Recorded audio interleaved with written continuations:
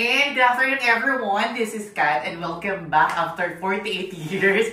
I'm here and of course for today's vlog, actually I'm going to update everyone since the tenant now most of them are moving out due to totally ban ng Pogo. But for now, let me show you here Shore Residences, our daily units, guys. For this one, this is actually rented for almost 5 years, if I'm not mistaken. Correct me if I'm wrong.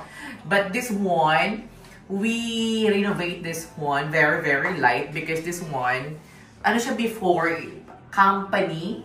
So, afterwards, we have to innovate for a daily, guys. So, what we did here is, of course, we provided something in here for the kitchen chem-chem. May mga plato pa yan.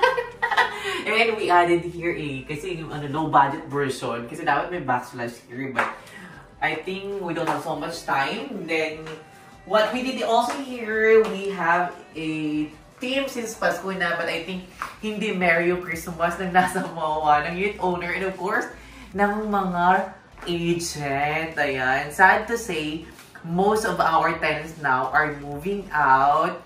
Kasi nga, ban na ang Pogo. So, I think, if I'm not mistaken also, 90% na renter are coming from Pogo. So, they don't have a choice but to leave the country because the government asked them to. So, for those unit owner, very thankful kayo pag meron pa kayo ng renter.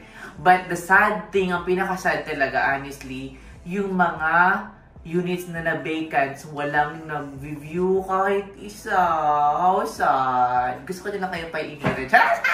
Charot lang ito. Remove ko muna yung very, very light. For this area, guys, we decided to have a Christmas theme. So, may firefly. Charot.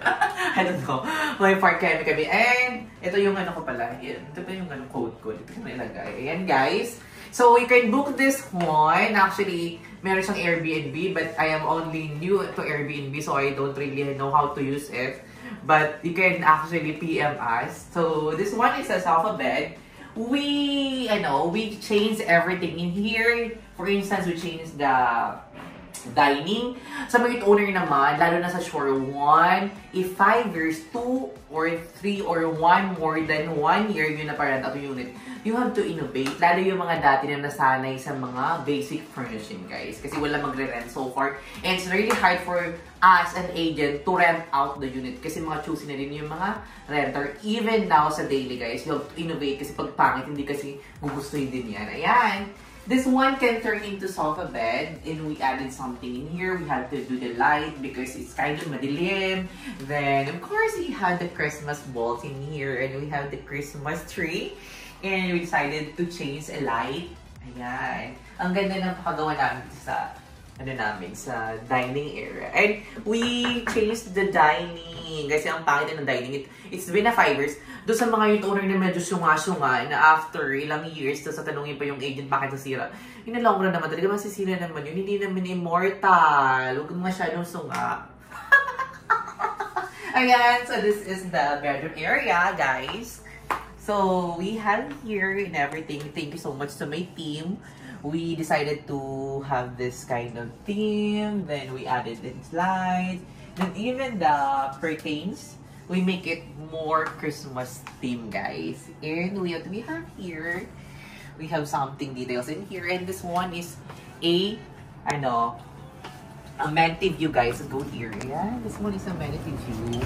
And you know oh my gosh, ayan. Ang ganda ng, in fairness naman, the most beautiful amenity here in MOA naman. I think you will agree with me if I say na Shore Residences. And aside from that, even yung mga businesses inside or within the area, nagkakaroon nila sila ng struggle kasi walang mga, for instance, walang nag-nails, walang kumakain ng restaurant. Oh my gosh, ang time lang ni si Christmas. Let's go back here kasi maingay. So, we have now one listing for Shore Residences for Airbnb, guys. This one is actually, I asked the owner that I do the renovation, then I'll help my friend to do the Airbnb, guys. So my friend did this, of course, with collaboration with me. So, go here. Ayan. And for those unit owner again, guys, the mostly ng payment ng tenant is 1 month. Now they do the monthly payment. Even they paid before the 1+2.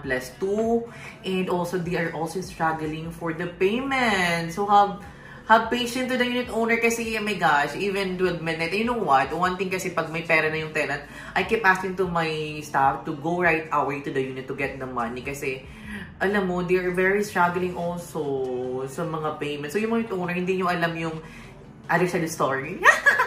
Diyan, ibang other side of the story naman yun. Hindi nyo alam yung story behind the curtain. So, even kami, pabalik-balik kami para mag-collect ng payment. We don't ask anything from you, even the pamasahe, even our time. Of course, we consume our time, we consume our effort, we consume our pamasahe, and we also paid for our staff. So, have patience on us. Kasi yung iba hindi nila nagigets, and they just keep thinking on the money. But now, we have to work hand on hand.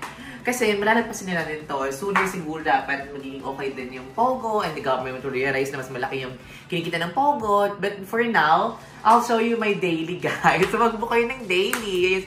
Sa mga owner ko, kung may ano din kayo, kung may mga unit din kayo na for turnovers, so you can book us in a daily basis kasi you can at least see also the furnishing insights and yung mga interior design ko na units. Let's just go to another unit na daily, guys. Ayan, let's go there. Ayan. Tago rin naman ng 5, 6, 4, 4.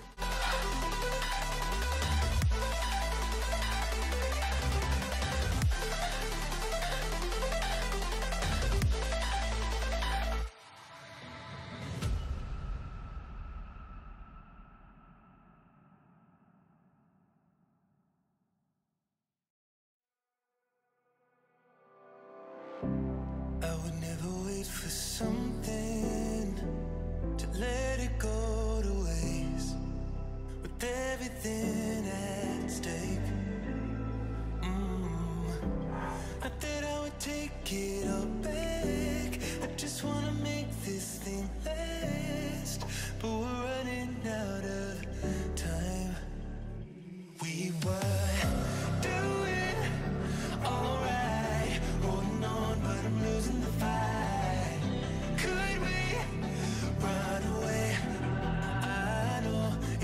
Just hit ground, running, closing off all the world with the light coming in, bending. And guys, if you will notice, guys, di ba wala ng mga tao kahit sa mga within the vicinity or within the area, wala masyadong tao sa Alphamart. Walang tao sa lobby. So, nakakasad. Ang sad-sad naman. But anyways, life goes on. I have here in another Airbnb units, guys, which says you can book daily. Here naman in short to residence. Aside from that, this one is newly furnished, of course, by yours truly. Ayan. So, and this one is digital lock.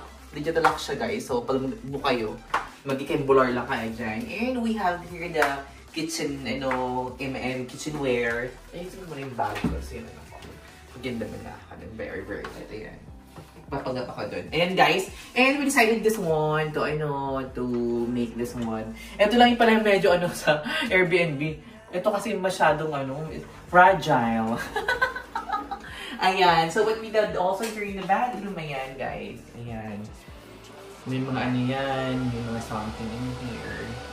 Parang ng video. Patayin ko kasi may ingay yung sa CR, guys. Ayan. So, ayan, guys, sa mga owner. Ayan. So, this is our... And for those who ask if how much I do the furnishing for this unit, actually, this one is worth of 500,000 pesos, guys. Ayan. So, everything in here, because some of you are keep asking if they just 500,000 pesos including this one. But this one, everything in here, appliances, and everything na, ulit.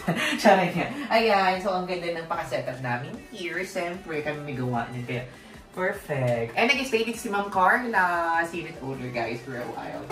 So, asan ang ilaw natin dito? Ayan. Ayan ba yung ilaw? Ayan, guys. So, this one is a sofa bed. And we also have here the bed. And we have everything in here. Ayan, guys. Ang ganda nito. And this one is also facing amenity, guys. And for this unit owner naman na gusto nyo ipa-Airbnb yung unit nyo for now since wala naman ng renter for long term, you have to innovate the unit, guys. Kasi pag iwan na kayo, wala din magbubuksin nyo. Kasi ngayon, dami na magaganda. Same like me. It really hurts. So, let's also show here the amenity view. There. Amenity view. Ayan, guys. Ayan. May nakalitan ba ako for today's video? Wala naman masyado. Let's go back here na lang. Pauna ka na, misis mo, kasi baka mamaya. Alam mo, chinismis tayo. Hindi na tayo magkasama na magkaaway daw tayo. Sabi nila. Charot lang, guys.